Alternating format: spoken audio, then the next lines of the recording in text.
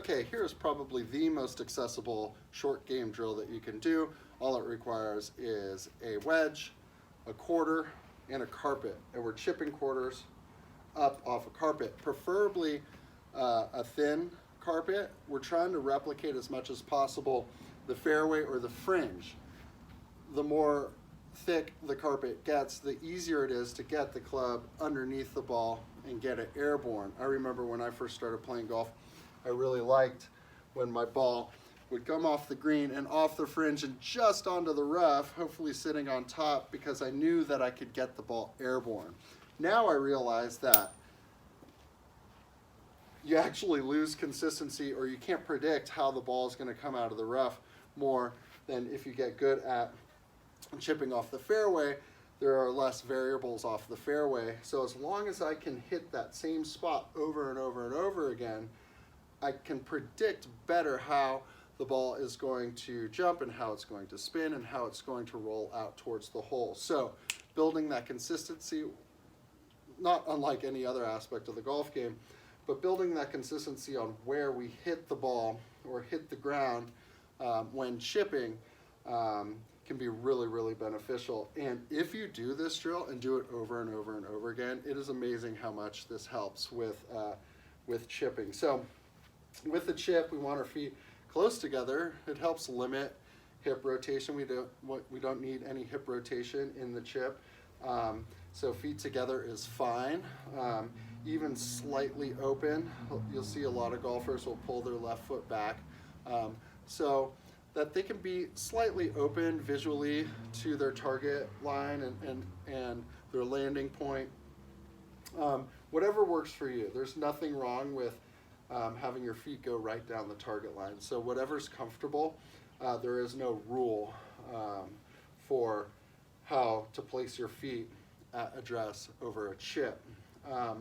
You do want your weight to be either evenly distributed or slightly in favor of the front leg. So you hear it said a lot, 60-40.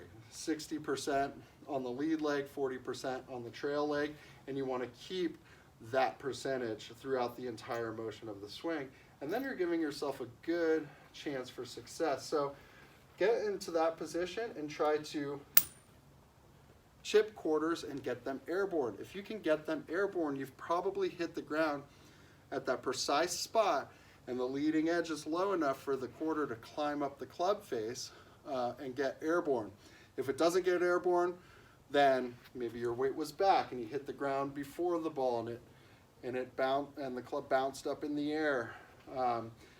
What would that look like on the golf course? Well, that would probably look like a bounce into the ball, leading edge hits the equator or the northern hemisphere and shoots it across the green. We've all missed chips that way. That's generally what happens.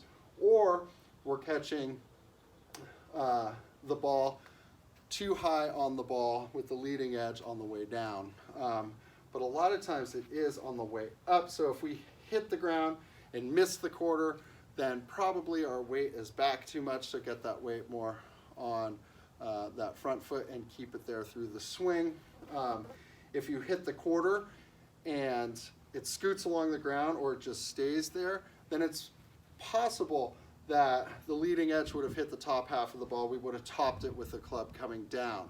So then we got to readjust and find that precise point right before the quarter to hit the ground and get the quarter up. So you can imagine how a level swing through impact isn't as effective as coming down slightly downward approach into the ball.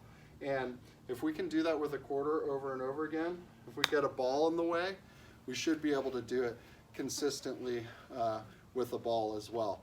So play around with it, try it out, try and hit 10 quarters airborne in a row. And if you can do that, then you're probably in a good place where you can really build or enjoy some consistency while chipping on the fairway or the fringe.